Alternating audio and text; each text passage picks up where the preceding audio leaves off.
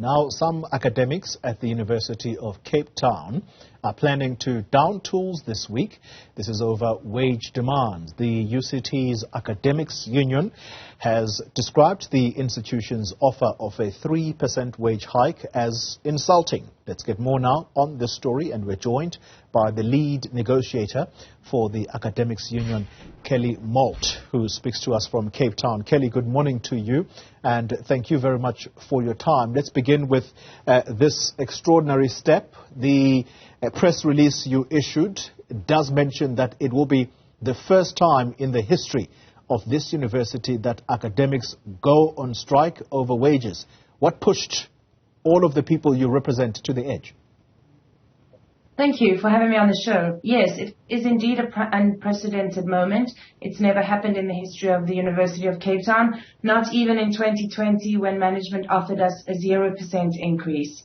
I think that this illustrates that it's a culmination of a sense of deprioritization of academics and the academic project strategically at the university. Salaries are but one part of a larger question of the strategic prioritization, which we feel has become unbalanced. And so, in real terms, a 3% offer will leave members worse off in our pockets for the fourth year in a row. The academics, as a gesture of goodwill and in recognition of the difficult financial climates that tertiary institutions face at the moment, including our own, have taken what turns out to be below inflation increases for the last number of years. This doesn't appear to have turned the financial position of the university around. The university continues to spend in other areas, including in strategic spend, and academics, I think, have been pushed to the point where we feel like strike action is the only way to kind of claw some of that back. Yeah. In part, what has made this negotiation different is that management has really not negotiated with us since the 1st of December when our members rejected the offer, and 99% of our members rejected the offer. There's been absolutely no movement, and so that's what led us to where we are today. I just want to quote one line from your press statement, and I'm going to then follow with my question thereafter, Kelly. And I quote here, "We find it hard to accept that UCT, as one of the premier universities in South Africa, is unable to match the pay increases offered by other higher education institutions." Do you believe that UCT has money to give the academics more than the 3% that is proposed?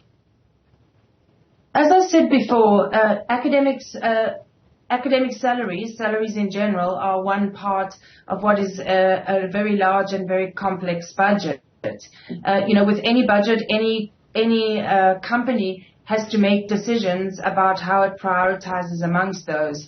We don't believe that academic salaries have been appropriately prioritized against the competing demands, including strategic spend, which in this budget is at over 244 million, capital projects and the like. So that's part of our issue. The second is that academic pay at the university is governed by a negotiated agreement between ourselves and management that sets our pay at the 75th percentile of a set of comparator institutions. If we were to accept management's 3% offer, that would drop us well off of our benchmark of the 75th percentile, dropping some of our ranks up to 10% below. What that does is it affects our ability to attract good academics to UCT, to retain the great academics that we have, and it also hampers transformation in our institution. So there are very important and very nuanced reasons beyond the fact that our members will be poorer off in real terms for the fourth year in a row, but also to do with our ability to maintain our standing as an institution of excellence. Yeah. Two questions in one then. Firstly, what is your reasonable demand if you are rejecting the proposed 3% hike?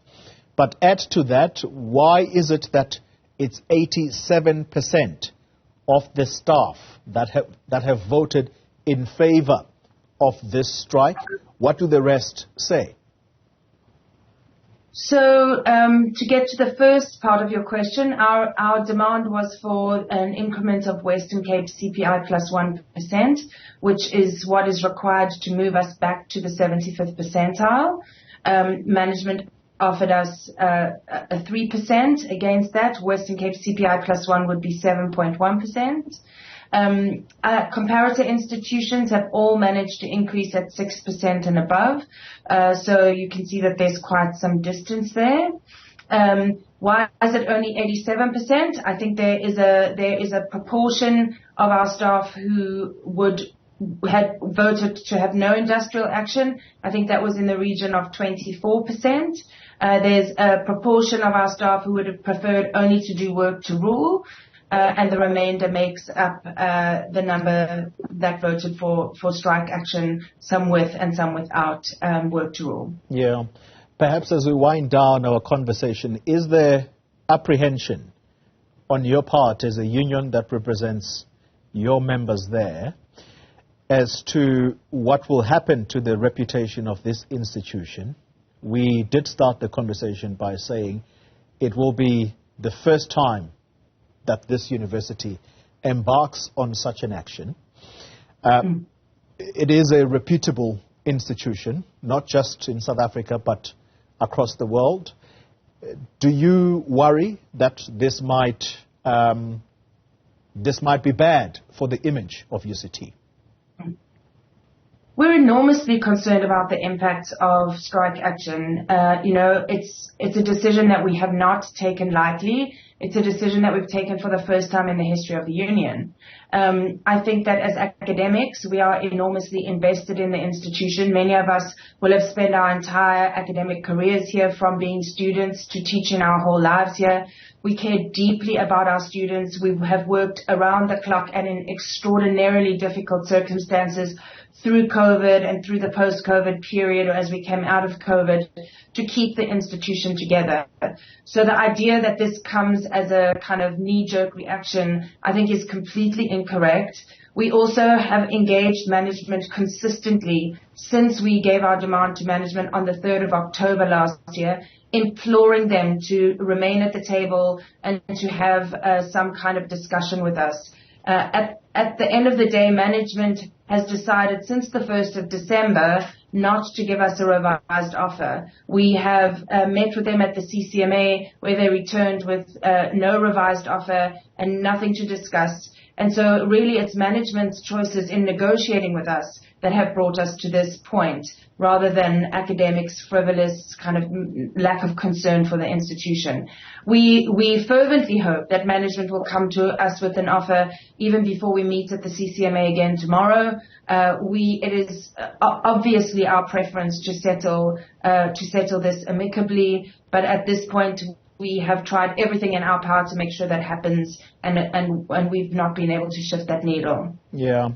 Well, whilst we are on reputational management issues at the university, Kelly, it's no secret that the institution has also had leadership problems. As I speak to you, the understanding is that there is a panel that is likely to start the work of investigating the Vice-Chancellor there. Again, I ask you the question about the reputation of this reputable institution. Are things falling apart at this institution? I think that the Academics Union is on record as being concerned about the governance crisis that surfaced at the end of last year. We put our weight behind this commission of inquiry. We are anxiously awaiting the outcome of that. We believe strongly that the work of that body should not be impeded in any way. And whatever comes out of that, I think the academics at UCT would certainly welcome a return to strong, good governance that make sure that we stay out of the headlines and get back to the excellent research, the excellent teaching, and the really great atmosphere between academics and students on campus. For us, all of this is a distraction from the real work that we do here. And so I think for all of us, we would prefer to get back to our core business, which is academic teaching and research. Kelly Malt, thank you very much for your time. She is a lead negotiator for the Academics Union at the University of Cape Town. On to this now. Well,